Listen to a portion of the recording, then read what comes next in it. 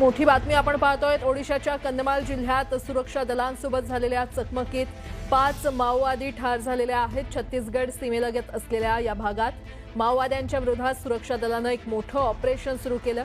यामध्ये ओडिशाच्या विशेष टास्क फोर्स सोबत सीआरपीएफ सहभागी झालं होतं। या चकमकीत 2 महिला माओवाद्यांसह 5 माओवाद्यांचे मृतदेह सापडलेत। या ठिकाणी काही अत्याधुनिक बंदुका देखील सापडलेल्या आहेत आणि अजूनही सर्च ऑपरेशन सुरू असल्याची माहिती मिळते। छत्तीसगड सीमेलगत सुरक्षा दलांनी ही मोठी कारवाई केलेली आहे। ओडिशाच्या कंधमाल जिल्ह्यामध्ये सुरक्षा दलांसोबत चकमक झाली आणि या झालेल्या चकमकीत 5 माओवादी ठार झालेले आहेत।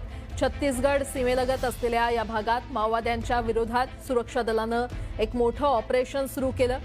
यामध्ये ओडिशाच्या विशेष टास्क फोर्स सोबत सीआरपीएफ देखील सहभागी झालं होतं।